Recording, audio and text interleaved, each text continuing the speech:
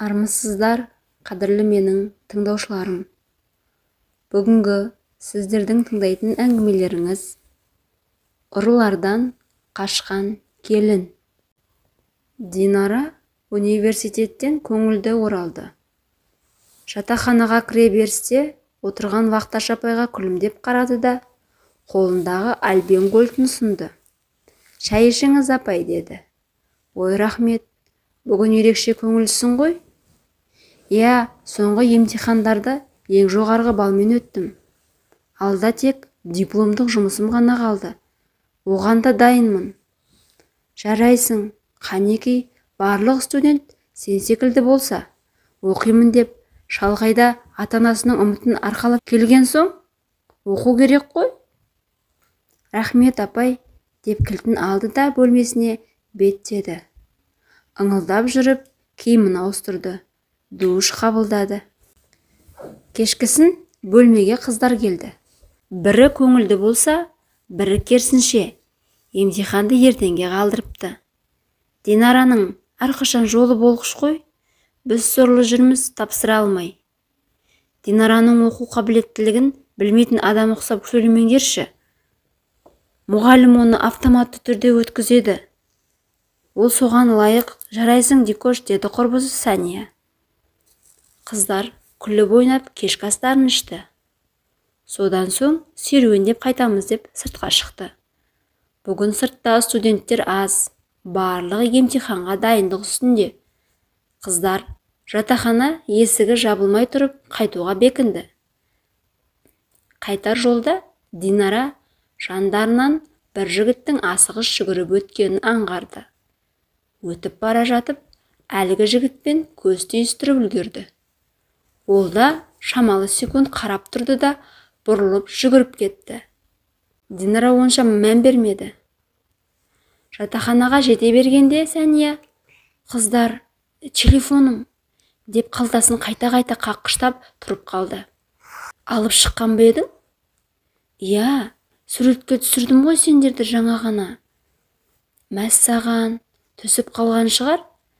Жүрген жолымызды қарап шығайық, жүріңдер. Қыздар, іздеп келейікші», деп Сәния жыламсырап қоя берді. «Қорықпа, табылатын шығар. Жаңа ғана анау жерде суретке түстік қой. Ешкім жүре қоймаған шығар ол жерде. Адам аз ғой көшеде», деп әрқайсысы Сәнияны жұбатып келеді. «Ағам өлтіреді мені. Ішпей жемей қымбат телефон әперіп еді. Мен жылап қоймаған соң». Қыздар әрі-бері іздеп таба алмады. Сәния жүрегі дүрсілдеп қиналып кетті. Жол жиегіндегі сәкіге отыра кетті. «Тәк, қыздар, біздің жанымыздан кім өтті? Жаңа бір жігіт жүгіріп өтті ғой, иә? Одан кейін де оған дейін де біраз адам өтті бірақ», деп қыздар ой бөлісті. Сырттарынан бақылап тұрған Медет телефонды қайтарып беруге бекінбекші, себебі Динарамен қалайда танысуды жөн көрді. «Бірақ мен ұрлағанымды білсе, ол қыз сол жерде-ақ менен теріс айналады емес пе? Енді не істесем екен?» деп біраз тұрып алды. Тәукел деп өтірікті ұйқастырып қыздардың жанына келді. «Сәлем». Жалт қараған қыздар Медетті көріп біраз ыңғайсызданып қалды. Тек Сәния ғана оған мән бермеді. Оның бар ойы тек телефонда еді. «Қыздар, телефон жоғалттыңдар ма?» «Иә», деді дереу Сәния. «Мынау ма? Қане көрейінші», деп Сәния орнынан атып тұрды. «Осы, иә, міне, қараңыз, бетіндегі суреттегі менмін, қараңызшы», деп сасқалақтап өзін суретпен салыстыра берді. «Иә, білем», деді Медет күліп. «Жаңа арттарыңызда келе жатып, осы телефонды тауып алдым. Жандарыңыздан жүгіріп өткенімде байқамаған шығарсыздар». Осы кезде жігіт көз қиығымен Динараға қарады. «Егесін іздеп бара жатыр едім. Сіздер алаңсыз кетіп бара жатқан соң, есі басқа кісі деп ойладым». «Жоқ, мен ғой жоғалтқан. Ол кезде білмеген едім телефоным түсіп қалғанын», деді Сәния қуана. Рахмет сізге. Осылайша қыздар Медетпен бірге жатақханаға беттеді. Есік алдына келіп сөйлесіп біраз тұрды. Динараның нөмірін сұрап еді, оған Динара келіспеді. Қоштасып, ішке кіріп кетті. Соңдарынан қарап шамалы тұрған Медет, қайтсем де екінші рет кездесемін деп іштей серт берді де жөніне кетті. Бөлмеге келген соң Динара жайғасып отырып Сәниядан болған жайт туралы сұрады. Сәни, қарашы, маған біртүрлі ой келіп тұр. Әлгі Медет телефонды қай жерден тауып алғанын айтпады ғой. Сен қалай жоғалтқаның есіңде жоқ па? Білмеймін. Түсіп қалған шығар. Бірақ қай жерде, қалай түсті? Қайда салып едің? Біраз ойланып тұрып Сәния, білмедім. Қалай түскен? Негізі шалбарымның қалтасы терең болатын. Қалтама салғаным анық есімде. Қалай түсті екен онда? Деп ойланып қалды. Мен де соны айтып тұрмын ғой. Мен қалтама салған соң, сыртынан қайта-қайта ұстап көріп жүріп келе жатқан едім. Онда ол қалай түсіп қалады? Біз жүгірмедік қой. Білмедім. Қош, әйтеуір табылды ғой. Медетке рахмет.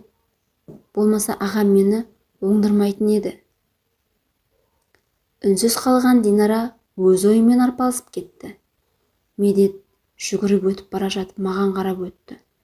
Жанары мені мысқылдағандай көрінді. Егер мен ойлағандай болса, ол неге телефонды қайта әкеп берді? Түсініксіз ойлар Динараға маза берер емес. Түннің жарымына дейін ойланып жатып, қалғып кетті. Терең ұйқыға кеткен Динара түсінде Медетті көрді. Қолына өте көп телефон ұстаған. Медет біреуін өзіне сыйлап тұр екен. Динара олардың қайдан келгенімен шаруасы жоқ. Соңғы үлгідегі телефонының бірін қолына алып, қуана күлімсіреп тұр. Екеуі алма бақтың ішінде қыдырып жүр екен. Динара жігітті ойлайтындай шамасы жоқ. Бар ойы қымбат телефонда. Әрлі-берлі тексеріп шұқылап отыр. Тіпті жанындағы жігіттің не айтып жатқанын ұғып та жатқан жоқ. Иә деп басын изеп мақұлдап отыр әйтеуір. Ал Медет болса Динарадан көз алмай қарап отырған сыңайлы. Бір кезде жігіт қыздың білегінен шап беріп ұстай алды. Сол кезде оянып кеткен Динара жоғары қараса, бас жағында Сәния білегінен тартып оятып жатыр екен. Дикош, тұрсаңшы, таң атты, таңға шик. Я, қазір сәл деп ұйқылы ояу бетін жастыққа басып қайта жатты. Көрген түсі есіне түсіп кетті де атып тұрды. Бәрін құрбысына айтып берді. Ішек сілесі қатып күлген Сәния, шаным-ау, сен түнімен соны ойлағансың ба? Түсіңе кіретіндей деді. Қайдан білейін ендім? Маған сол бала ұрлаған сияқты болады да тұрады. Қыздар таңғы астан соң әрқайсысы өз шаруасымен шығып кетті. Динара оқумен қатар жұмыста жасайтын. Негізі пысық қыз. KFC орталығында сабақтан шыққан соң даяшы болып, ал аптаның соңғы 2 демалыс күнінде оқу орнындағы жалқау қыздардың лекциясын жазып, реферат курстық жұмыстарын жазып беріп, ақша табатын. Бүгінде сабақ жоқ. Жұмысқа жиналып, сыртқа шығып еді, қарсы алдынан Медет шыға келді. Сасқалақтап қалған Динара өзі бірінші болып, қалай қолын созып амандасқанын білмей қалды. Артынша өзіне ұялып кешірім сұрады. Содан соң жағдай сұрасқан соң кетуге асық қоштаспаққа бекінді. Мен жұмысқа кетіп бара жатыр едім. Кешіріңіз. Асығыспын, деді де жатақхана қақпасына беттеді. Артынан еріп отырған Медет те қалсар емес. Динара, тоқташы. Азғана әңгімем бар. Сізбен тағы бір жолықсам деп едім. Бөтен ойым жоқ, рас айтам. Мен асығыспын. Өзім жеткізіп саламын, уайымдамаңыз. Жоқ, рахмет, деп бірден шошып кетті. Қыздың қылығынан күдіктеніп қалған Медет дереу түсінді. Демек ол кеше менің телефонды ұрлағанымды түсініп қойды. Бірақ қалай? Сонда да артынан қалар емес. Аялдамаға дейін барып, ақыры телефон нөмірін сұрап алды. Автобусқа отырып кеткен Динараның соңынан ұзақ қарап тұрды. Неге менен сұрамады? Неге алғанымды білсе, бетіме айтпады? Әлде қорықты ма? Осы күннен бастап Медет жатақханаға жиі келетін болды. Динараны айналшықтап кездесуге шақыруды жоспарлап жүр. Әрине, қыз оған келісер емес. Есесіне Сәниямен достық қарым-қатынас орнатқан жігіт енді өзіне нық сенімді. Бірақ бұл күнге жету үшін де біраз тер төкті. Бұл аралықта қолынан қаншама телефондар, одан бөлек бағалы бұйымдар, ноутбуктер өтті. Арзан бағаға сатып отырды. Арам ақшаны қызғырқынға жұмсауды жөн көрген. Медеттің басты ұстанымы оңай ақша оңай кетеді. Арада біраз күн өтіп, қыздардың диплом алатын уақыты жақындады. Бұл кезде Сәния арқылы Динара Медетке алғаш рет кездесуге шығып үлгерген болатын. Жігітке біртіндеп бой үйретейін деді ме, әлде қыр соңынан қалмай неше түрлі сыйлықтар әкелгеніне жүрегі жібейін деді ме, өзі де түсіне алар емес. Алғашқы кездесуде-ақ Медет Динараға сезімін білдірді. Динара жігіттің сөзін жауапсыз қалдырды. Бұны жақсылыққа балаған Медет күннен күнге сүйіктісінен құшақ-құшақ гүлдер мен бағалы сыйлықтарды тасуды әдетке айналдырды. Әйел заты жылулықты қалайды емес пе? Мұндай сый құрмет Динараны да баурап алған еді. Тек өкініштісі, бұл сыйлықтың бәрі қандай ақшаға келіп жатқанынан хабары жоқ еді. Ал Медет Динараға шынында ғашық еді. Сол ішінде енді арам жолмен ақша таппаймын деп өзінің серіктестеріне ескертті. Кекете күлген жолдастары, қозы көрпеш болыпсың да қойыпсың ғой, деді мысқылдап. Динара дипломын алатын күні ауылдан ата-анасы келді. Бұдан хабары жоқ Медет өте үлкен әрі көп мөлшерде раушан гүлдері мен алтын сақина сыйлауға келіп тұр еді. Топ ішінде жалғыз Динара оқуды қызыл дипломға аяқтады. Және сол үшін сөз сөйлеуге мінбеге шақырылды. Ректормен қатар тұрып сөз сөйлеген Динараны ата-анасы келіп құшақтады. Артынша сахнаға Медет көтерілді. Құрбылары шулап қоя берді. Құттықтап, екеуі бірге сахнадан түсті. Динара бүгін ең бақытты адам еді. Ата-анасынан енді жасыратын ештеңе жоқ. Төртеуі мейрамханаға келіп түскі астарын ішті. Дастархан басында Медет Динарада көңілі барын, үйленгісі келетінін айтты. Мұны Динараның өзі де іштей сезіп отырған болатын. Ата-анасының көзінше аздап қысылған қыз Медетке тыныш деп белгі бергендей болып еді. Тыңдайтын жігіт пе? Бәрін ашық айтты. Әкесі Динараны өте қатты жақсы көретін. Бәлкім сол үшін бе, қызымның қалауына қарсы шықпаймын, бірақ әлі ерте емес пе деп жауап берді. Әңгіме осымен тоқтады. Ата-анасымен бірге қонақ үйге жайғасқан Динара Медетпен қоштасып ішке кірді. 2 бөлмелі қонақ үйден номер алды. Кешкі қаланы көргісі келген ата-анасы Алматының түнін тамашалады. Кешкі асты да керемет жерде отырып, қызыл дипломын құтты болсын деп әкесі төледі. Ауылдан арқаланып келген ғой. Үйдің үлкені қуанышқа бөлеп жатса неге шашылмасқа? Әкесі Дархан мектепте оқу ісінің меңгерушісі, анасы Сандуғаш ауыл амбулаториясында медбике болып жұмыс жасайды. Динара үйдің үлкені. Одан соң 2 ұлы бар. олар мектеп оқушылары. Қалада 2 күн болып, ата-анасын ауылға шығарып салды да, Динара қалада қалды. Осында сұраныста болып жатқан 1-2 жерге барып жұмыс жайлы сөйлеспекші. Егер болып жатса, күзге дейін ауылда болып, күзде жұмысқа қайта келмекші. Оның үстіне Медеттен де жырақ кеткісі келмей тұр. Дархан мен Сандуғаш ауылға қайтты. Динара жатақханаға келсе, қыздар әлі тарқай қоймапты. Біразы жұмыс қарастырып жатыр. Енді біреулері ауылға жиналып жатыр. Сәния да осында қалып жұмыс жағын реттеп кетпекші. Екеуі бірер күн жатақханада болып, квартира іздеді. Қолайлы квартираны да Медет тауып берді. Тіпті төлемақысын да 2 ай төлеп қойғанын айтты. Бақыттан бас айналып жүрген Динара ештеңені сезер емес. Жаз бойы Сәния мен Динара бірге бір квартирада тұрды. Екеуі де ауылға бір барып келді. Бір жақсысы, екеуі бір жерден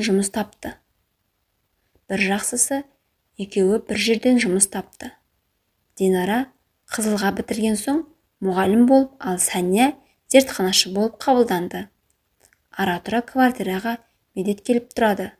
Соңғы кезде Медет өзгеріп кеткен сияқты. Динара өзі іштей сезгенмен құрбысына айтқысы келмейтін. Бірақ Сәния да мұны сезген еді.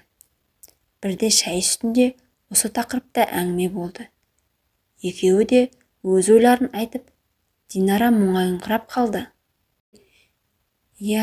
Соңғы кезде Медет көп хабарласпайды. Тіпті атсызын салмай кетті.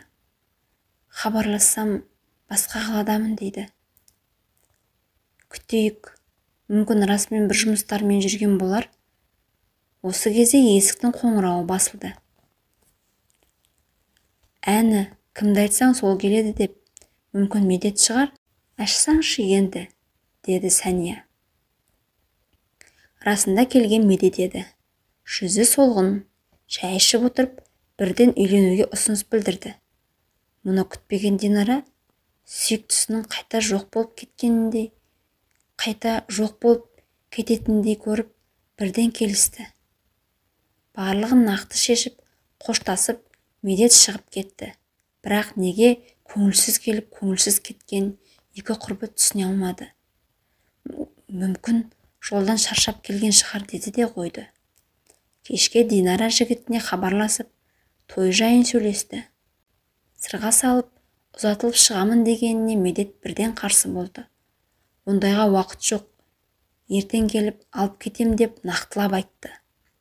Үйдегі ата-анасы есіне түсіп, Динара ойланып қалды. Анасына хабарласып, болған жайтты айтты. Қызым-ау, біз үйге құрылыс бастап қойғанбыз ғой. Білесің ғой, неге асығады сонша? Білмедім, ағам. Медет қайтпай тұрып алды. Ертең алып кетемін дейді.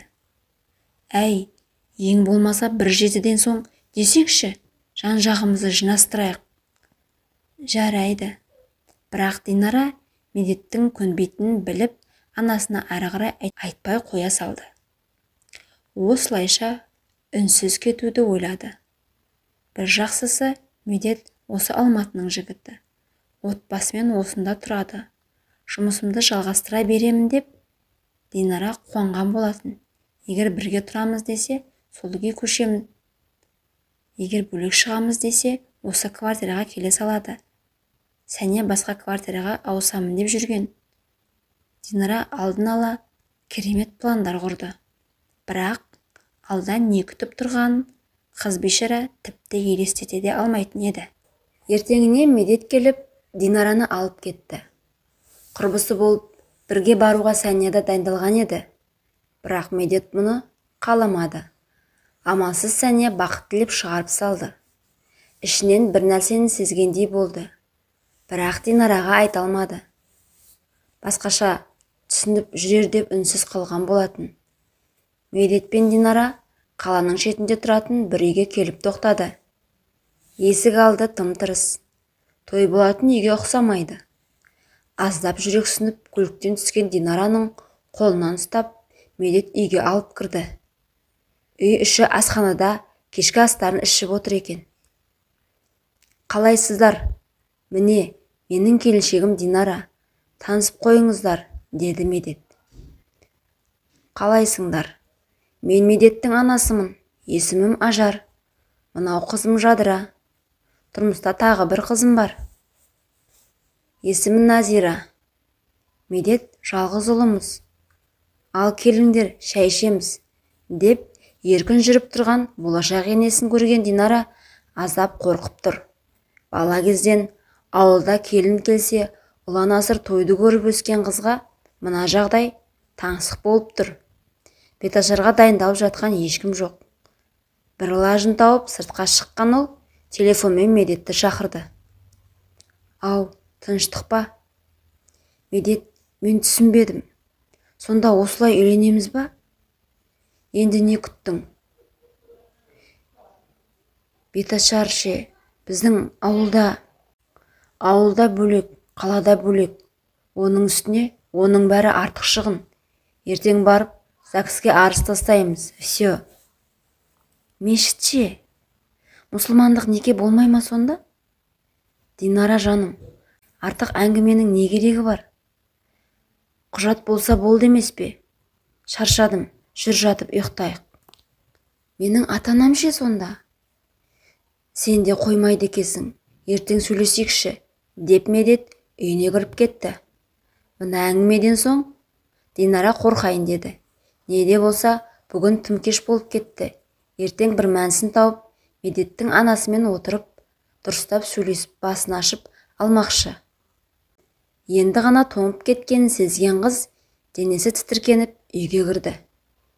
Келсе, Медет екеуіне түкпір бөлмеге төсек орын дайындап қойыпты.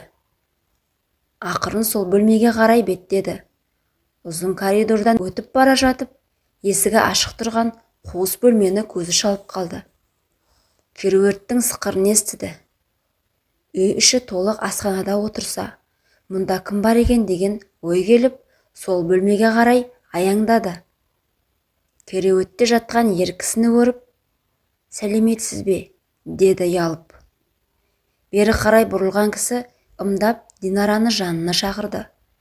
Басын изеп сәлемін қабыл алды.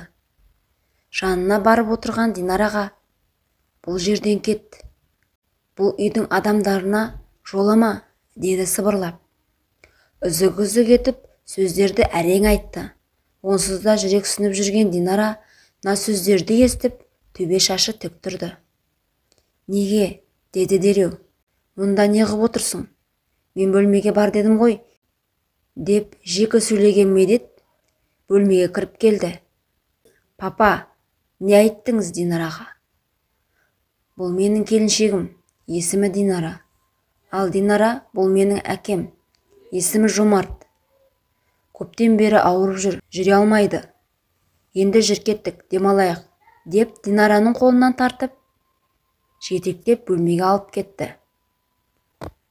Соңдарынан қарап жатқан әкесінің көзінен тамшылап жас ағып жатты. Себебі Динара Медеттің үйленген алғашқы әйелі емес еді. Барлығы шыдай алмай кетіп қала беретін. Оның бәрін айтуға шамасы келмейтін білген әкесінің Динараға бар айтқаны сол болды. Бөлмеге кірген Динара есік аузында біраз тұрды. «Медет, біздің некеміз қиылмаған ғой. Қалай бір төсекте жатамыз? Онда тұрған не бар? Ертең некемізді қиямыз емес пе?» «Жоқ, мен қарсымын. Алла алдында некелі жарың болмайынша бір төсек түгілі бір үйде тұра алмаймын. Оның бәрі енді есіңе түсіп тұрма? Мен алып берген квартирада шалқып тұрған кезіңде неге ойламадың осыны? Сен сонда міндет қылып тұрсың ба? Қалайша аяқ астынан өзгеріп кеттің?» «Мен ешқандай да өзгерген жоқпын.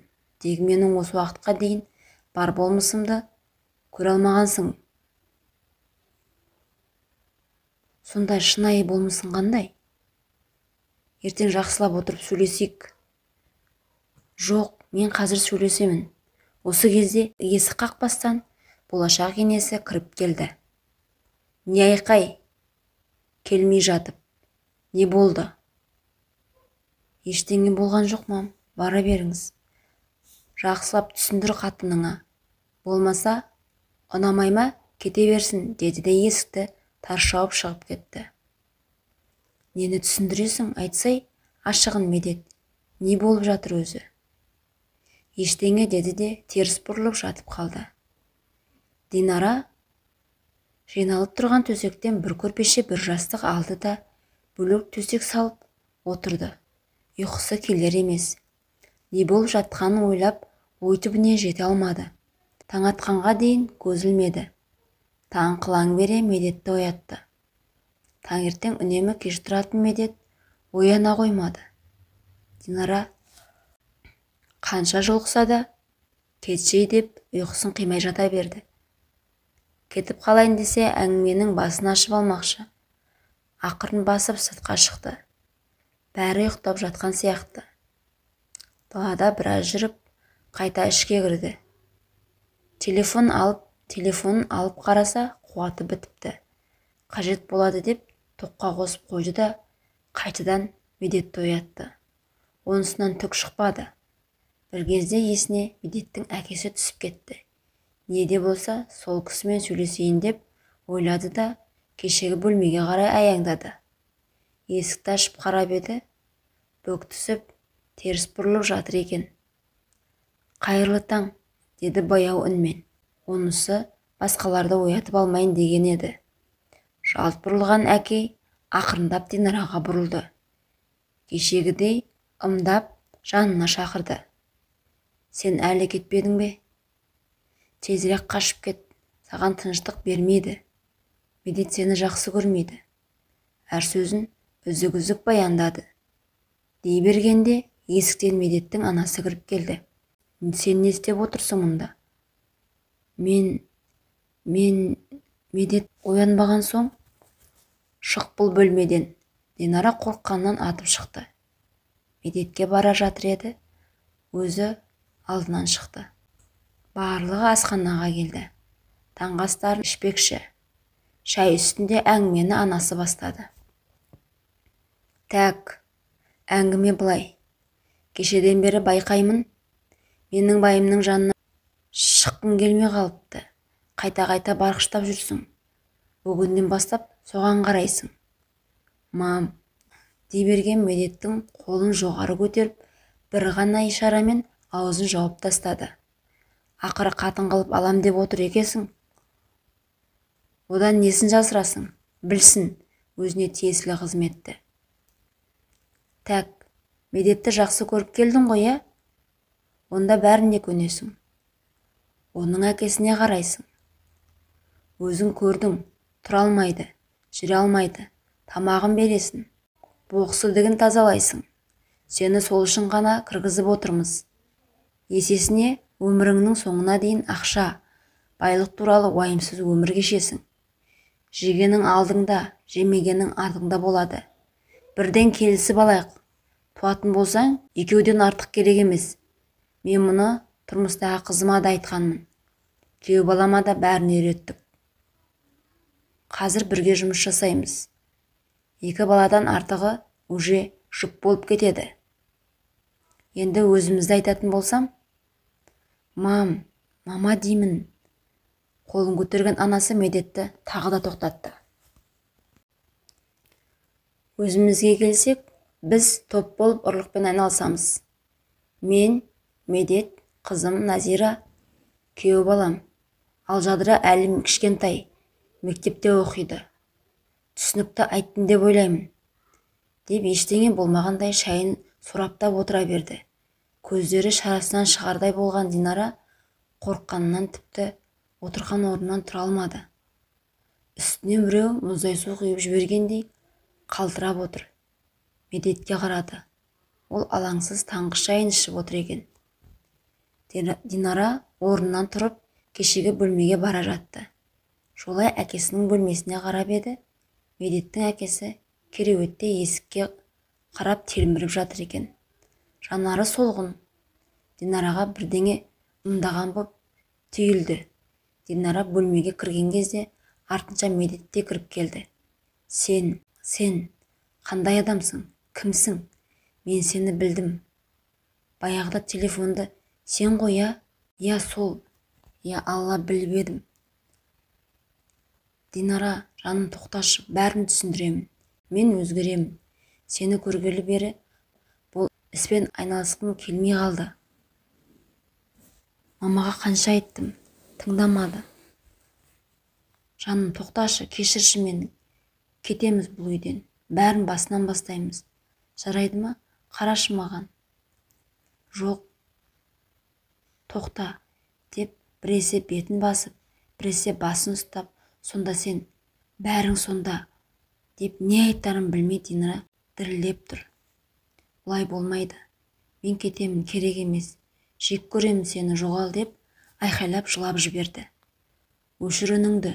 Енді бәрін біліп алып, қайда бармақшысың? Ешқайда да шықпайсың. Ойлан, деп Медет бірден өзгеріп шыға келді. Енді Динара расымен қорқайын деді. Медет, ешкімге айтпаймын. Ауылға кетем, жұмыстан шығам. Соңғы кезде ұнамай жүреді. Ауылға ата-анама кеткім келіп жүр. Жіберші мені, Медет, рас ешкімге айтпаймын, деп жалына бастады. Ешқайда бармайсың. Мама не деді? Сол болады. Әкеме қарайсың. Немесе бұл үйден өлігің шығады. Осы кезде бөлмеге Ажар кіріп келді. Не болды тағы? Сен қатынның еркелігің бітпеді ғой тегі.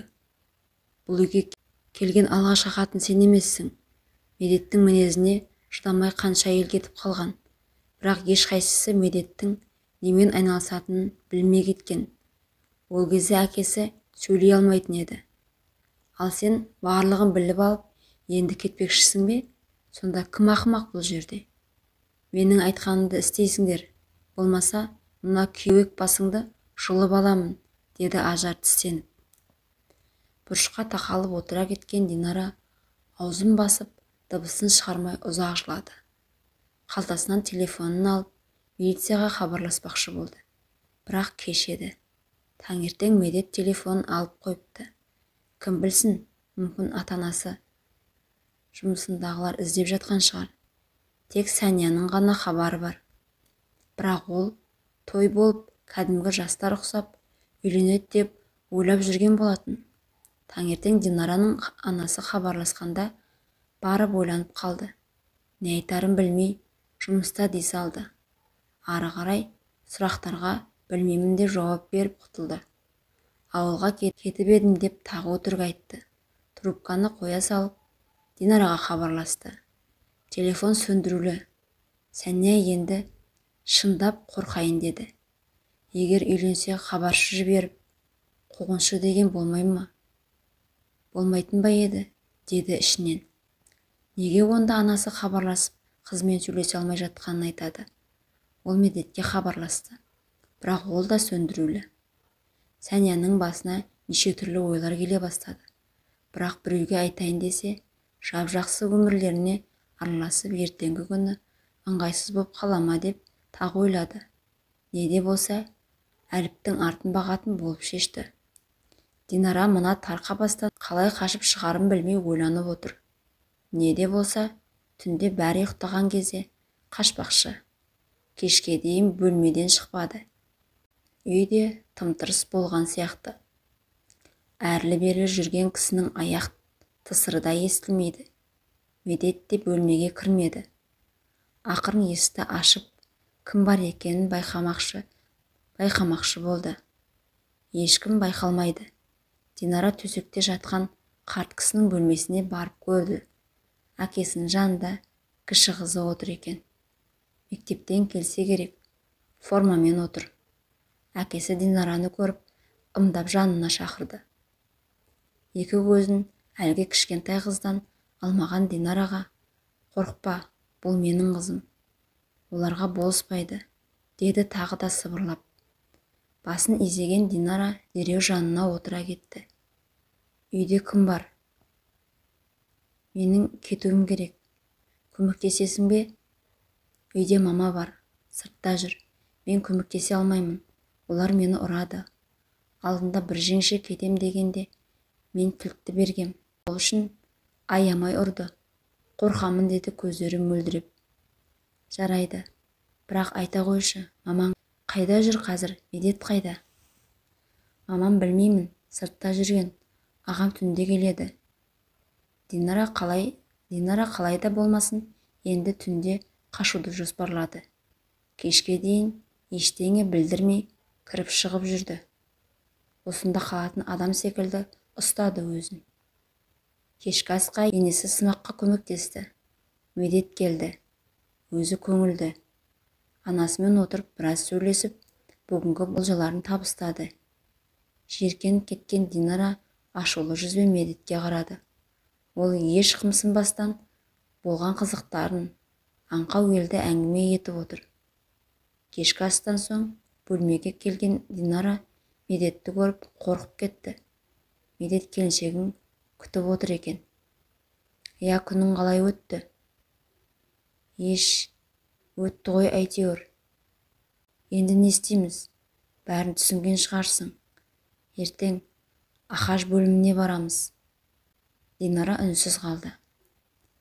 Неге үндемейсің? Жарайды.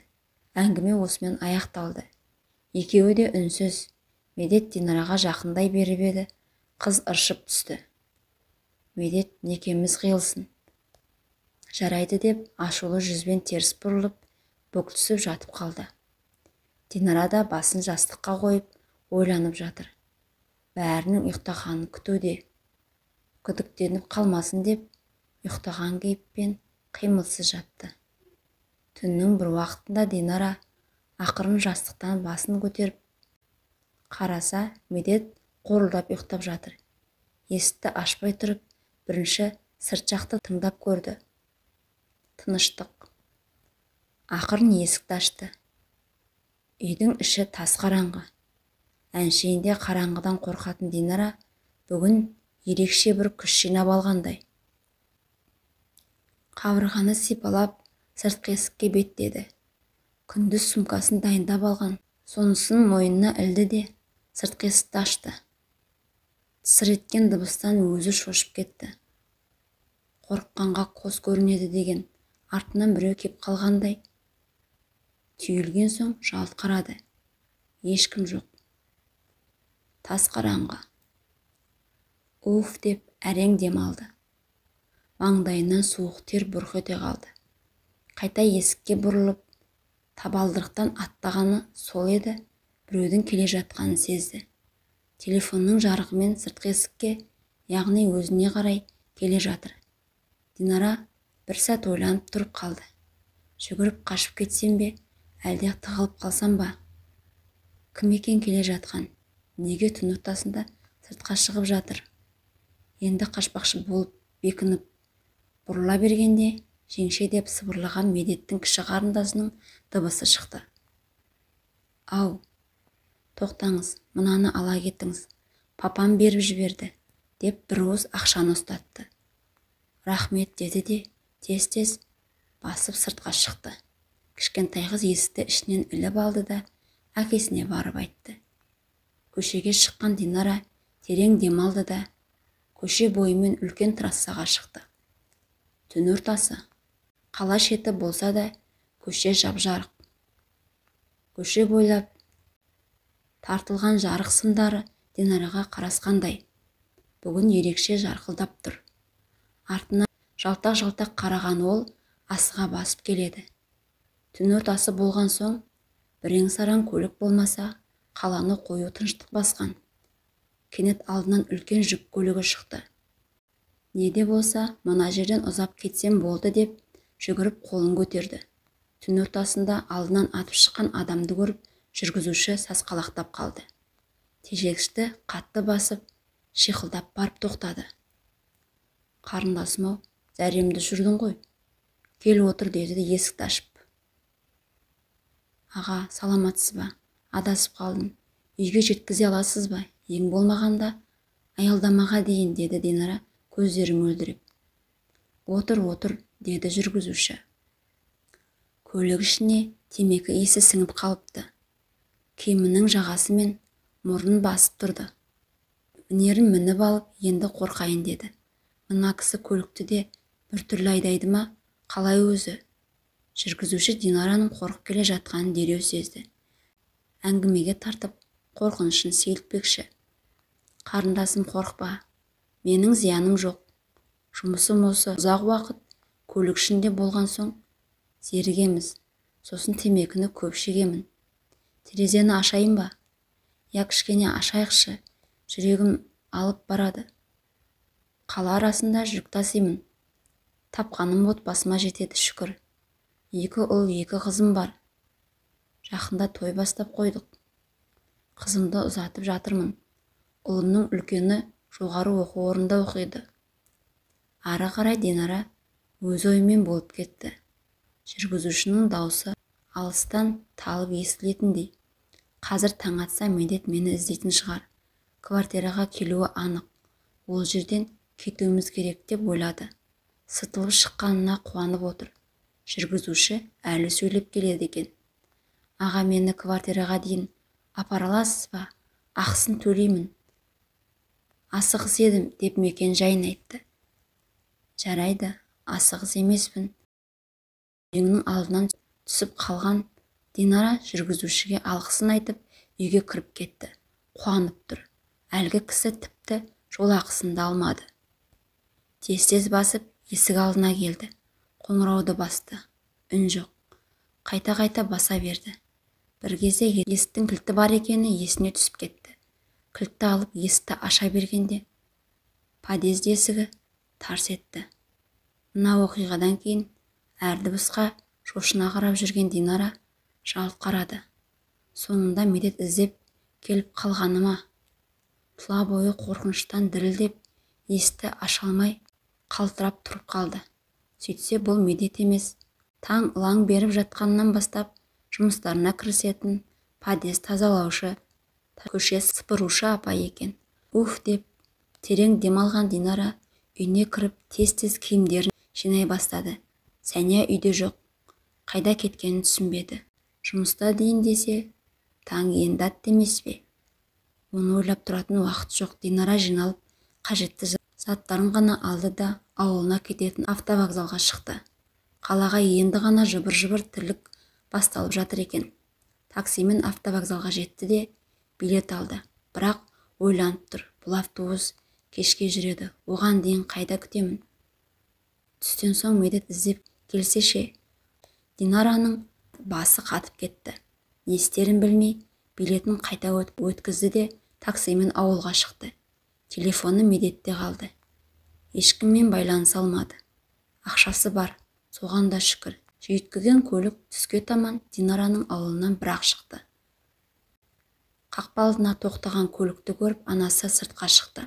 Үйінде жалғыз өзі болатын. Әкесі жұмыста. 2 інісі мектепте. Мектептен әлі келмепті. Динараны көрген сандуғаш қуанып кетті. Құшақтап бетінен сүйіп, үйіне кіріп, жайғасып, саулық сұрасты. Қызым-ау, неге телефоның сөндірулі? Әкең екеуміз алаңдап кеттік қой. 2 күннен бері Сәниядан да хабарыңды біле алмадық. Айтпақшы, мам, телефоныңызды бере тұрыңызшы, деді ол құрбысы есіне түсіп. Тез нөмірді тере бастады. Тыныштық па қызым, дей берген анасына қазір деп қолымен ишара етті. Алло, Сәни, қалайсың? Я, жақсы, ауылдамын. Маманың телефоны. Қайдасың өз? Квартираға келуші болма. Жарай ма, мүлде келмей тұр. Кейін айтып беремін. Жақсы, сау бол. Ай, тыныштық па, не болды деймін? Мам, деп анасын құшақтап жылап жіберді. Мамау, ана Медет деген оңбаған. Не болды? Айтшы енді. Динара көз жасын сүртіп отырып, бар болған жағдайды айтып берді. Қызының қатты қорқып қалғанын көрді. Дереу әкесіне хабарласып шақырды. Бұл кезде Медеттің үйі дүрлігіп жатыр еді. Динараның қашып кеткенін көріп, милицияға хабар берсе, қайтеміз деп Медеттің анасы Ажар үрейленіп не істерін білмей әлек болуда. Ал Медет болса, іздеп бірінші болып квартираға келді. Есіктің 3-ші кілті Медетте болатын. Ешкім жоқ екенін білген соң сыртқа қайта шықты. Сәнияның да Динараның да жұмыс орнына барды. Екеуінде де жоқ. Қайда кетуі мүмкін? Аз уақыт ішінде Динараның жұмыс орнынан ауылдағы мекен жайын алды. Жанына өзі секілді 2-3 жігітті ертті де дереу жолға шығып кетті. Динара әкесіне не болған жағдайды айтып берді. Әкесі құзырлы органдарға хабарласып, үй ішінің тыныштығын талап етті. Себебі Медеттің бірінші болып келетін жері осы жер еді. Бірақ Медет бірден келген жоқ.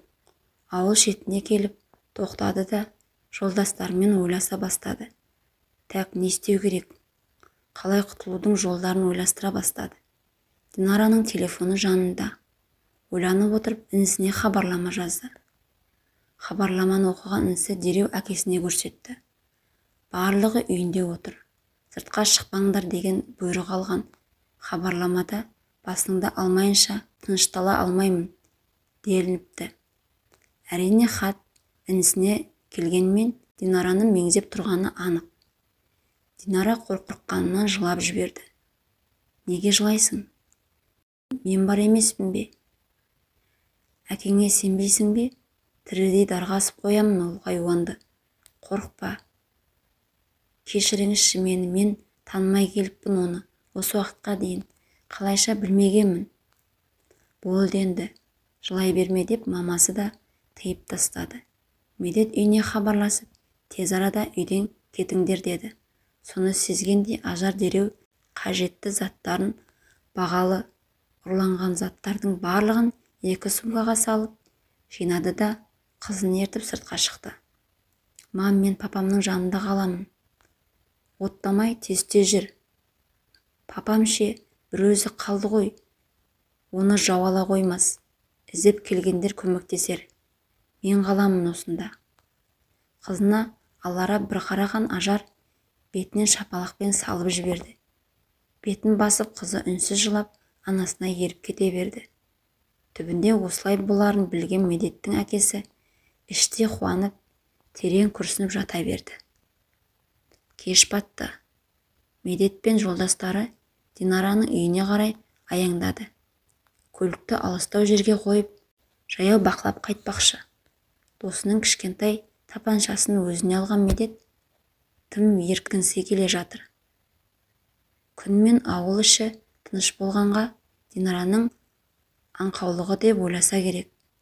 Ешкімге ештеңе айтпаған деп түсінді. Бірақ қашанға дейін айтпай жүреді. Бір күні болмаса, бір күні осы жағдай туралы жақ ашып қойса, менің күнімнің біткен емес пе? Сол үшін барлығының дұрыстығына көз жеткізуім керек деп ойлады. Динараның үйінің алдына келді. Қақпа тарс бекітулі. Жарық сөндірулі. Бұлар қайда кеткен? Жолдасына үйдің артынан бақылап кел деп жіберді. Біреуі көлік ішінде қалды. Үйде ешкім жоқ секілді деп бұрыла бергенде артынан келіп тұрған милиция қызметкері білегінен ұстай алды. Осыны күткенде Медет екінші қолындағы тапаншамен тарс еткізді. Ар жақтан жүгіріп келген жолдасы Медеттің жанындағы милицияның жерге сұлайып түскенін көрді де, ақмақ, неге аттың? Сен жай қызды қорқытамыз деп едің, деді айқайлап. Сырттан бақылап тұрған тағыда екінші милиция қызметкері жүгіріп келіп, паникада тұрған 2 жігітті де қолдарын қайырып жерге жатқызып, у-шуды тапаншаның даусын естіген көліктегі 3-ші жігіт қашпақшы болып еді, алдында тұрған милиция қызметкерінің көлігін көрді. Сөйтсе, барлығынан тіпті бұлардың қашан ауылға келгеніне дейін сырттай бақылаған милицияның бәрінен хабары бар екен. Тек іске көшкен мезетте қолға түсіреміз деп күтіпті. Сонымен 3 күдікті де қолға түсті. Ал бұның барлығын жарықты сөндіріп қойып, іште терезеден бақылап отырған Дарханның отбасының қорқынышы сейіле бастаған еді. Сол мезетте барлығын тергеу бөліміне алып кетті.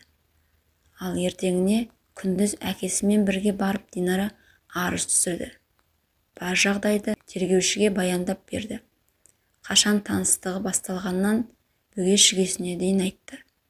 Құзырлы орган енді Ажар мен оның қызы күйеу баласын іздеуді бастады.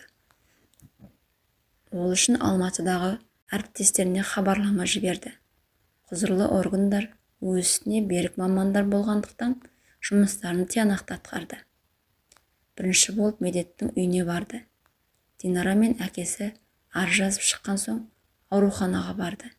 Кешегі оқыс жағдайда атылған оқ милиция қызметкерінің иық тұсына тиген екен. Ота жасалып, оқты алып тастапты. Жағдайын сұраймыз деп кіріп шықты. Дер кезінде көмек көрсетілгендіктен жағдайы жақсы. Динара мен әкесі үйге қайтты. Өмірінің дәл кинодағыдай шытырман оқиға толып кеткеніне әрі қорқып, әрі таңғалып, ой үстінде келе жатқан қызының көңілін ауламақшы болып әкесі сөз бастады. Қызым, мен еңбек демалысына шықтым. Отбасымызбен қыдырып басқа қалаға барып қайтсақ деп едік. Мамаң жұмысынан сұранып, бір жетіге барып қайтайық. Я? Динара үнсіз басын изеді. Үйге келіп те бөлмесінде ұзақ жатты. Әбден физикалық та, моральдық та шаршап, әлі құрыған бейшара қыз ата-анасының қамқорлығында өз ұясында алаңсыз ұйықтады. Ертеңіне таңертең телефон шырылынан оянды. Әкесіне милициялар хабарласып тұр екен. Медеттің анасын тауыпты. Ең үлкен қызының үйінде жасырынып отырған екен. Сонымен қатысы бар қызы, күйеу баласы, анасы үшеуі де сол жерде ұсталыпты. Жақсы жаңалықты естіген үй іші қуанып қалды. Бірақ Динара есіне бірдеңе түскендей үнсіз ойланып отыр. Енді нені уайымдайсың, қызым? Бәрі жақсы шешілді емес пе? Мам, оның әкесі мен кішкентай қарындасы бар еді. Олардың күні не болар екен? Әкеңе айтайық, сұрап көрсін. Я, сұрайықшы, әкесі жақсы адам, қарындасы да, маған үлкен көмегі тиді олардың. Әкесі құзырлы органдармен қайта байланысып, барлығын тәптіштеп сұрады. Қызыңыз ешқайда кетіп қалмасын. Алдағы уақытта сотқа шақырылады, куәгер ретінде. Құрбысына да ескерту жасадық. Бұл оқиға үлкен қылмыстың бетін ашты. Неше жылдан бері айналысып келген топтық ұрлық қылмыстары орын алған. Қызыңызға рахмет. Ал тиісті мекен жайдан табылған бірінші топ мүгедек әке қарттар үйіне, ал кішкентай мектеп оқушысы балалар үйіне өткізіледі. Қалған сұрақтарыңызға жауапты сотта біле аласыздар, деген жауап алды. Дұрыс болған екен. Қараусыз қалғанша сонда барғаны дұрыс, деді Динараның анасы. Сот болатын күнде жетті. Динара әкесі және анасы, құрбысы Сәния төртеуі қалалық сот бөліміне келді. Сот орындаушысы кіріп қылмыскерлерді шақырды. Алдымен Медеттің анасы кірді. Одан соң Медет, әпкесі, оның күйеуі кезегімен кіре берді. Барлығының көзі Динарада. Динара қорыққаннан төмен қарап, көздеріне қарауға батылы бармады. Қызының қорқып отырғанын байқаған әкесі оны құшақтап дем беріп қойды. Ал анасы қолынан қысып отыр. Сот өтті. Динара куәгер ретінде бәрін айтты. Әкесі мен анасы да танысқан күндерін айтты. Сотқа тіпті Динараның оқу орнынан басшылықта келді. Сот бірінші отырыстан-ақ шешім қабылдады. Себебі бұл қылмыстық топ осы уақытқа дейін неше түрлі қылмыстар жасап келген екен. Тіпті ұрлық үстінде жеке тұлғаларды жарақаттаған болып шықты. Сот шешімі бойынша барлық қылмыскерлер бас бостандығынан айырылып, түрмеге жабылды. Бәрі аяқталып, Динараның көңілі орнына түсіп, үйіне қайтты. Қайтарда әкесінен өтініш жасап, қарттар үйіне соғуды сұрады. Ондағы мақсаты Медеттің әкесіне рахмет айту еді.